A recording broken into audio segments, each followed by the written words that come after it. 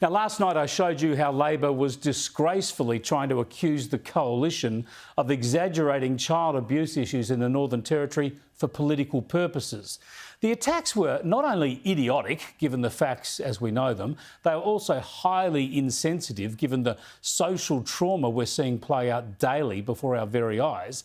But they were also plainly wrong, because even Labor's own Marion Scringemore, the Indigenous Federal Labor MP from Alice Springs, even she said child neglect and child sexual abuse were on the rise. She said that yesterday, after this political bunfight erupted. So the case is closed. Peter Dutton and the Coalition are right to draw attention to this crisis. Yet still, last night and today, we had a ridiculous sideshow as the Prime Minister was denying that Dutton told him about these very issues in a meeting last October. And we're destroying the lives of those young Indigenous kids, and it's unacceptable. And the Prime Minister needs to take responsibility. He was made aware of it last year. In no way, there was no information brought to you about children, abused children being returned to their abusers? No, not that I'm aware of. That is the first I've heard of it. And I raised that with the Prime Minister.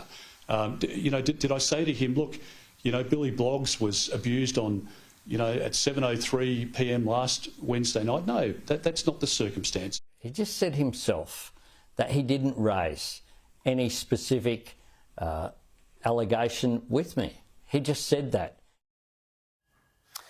Oh dear, hey, and we wonder why people are down on politics and politicians. The good news for Coalition supporters is that the opposition leader did what he needed to do today, and that is appoint Senator Jacinta Price to his shadow cabinet in the Indigenous Australians portfolio.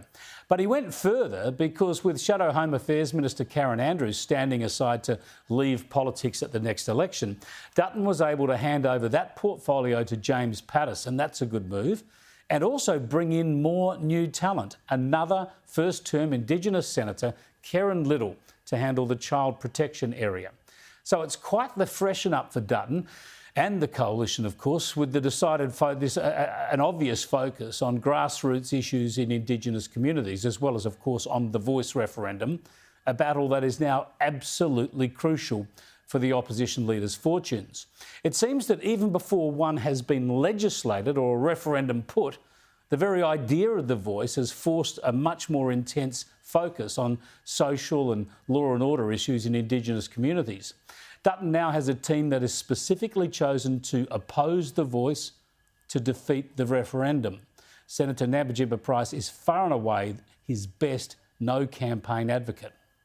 Examples of Indigenous leaders in communities who are coming out and saying now that they don't have any idea what the Prime Minister's proposal for their Yes campaign is. They don't know what the Voice is. They don't feel like they will be represented by yet another model that they see as being run by those who have had long held positions within the Aboriginal industry, if you like.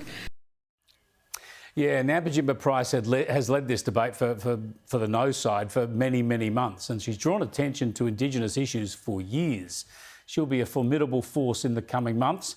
But it remains the case that, according to the polls, well over 50% of voters intend to vote yes. And there's a good chance that that polling could improve as proper campaigning gets underway. The no arguments are getting increasingly desperate. They're trying to argue that the Voice will change the way everything is governed. I mean, really, instead of advising on Indigenous issues, which is what the change will do, people are pretending it will have actual power, which it won't, to boss governments around on everything, which is just ridiculous. I heard earlier tonight suggestions that the Voice would have to be consulted if police were going to intervene in a siege. I mean, this is just fear-mongering, plain and simple. They're going to have to come up with better arguments than that.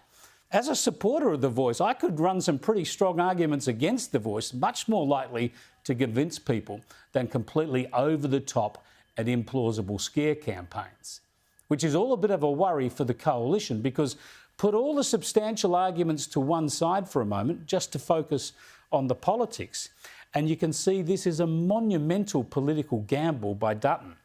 Because if the referendum succeeds, if the yes case wins and Dutton and the Coalition lose, well, they'll lose big time in a way that will likely end Peter Dutton's career and set back the coalition for years.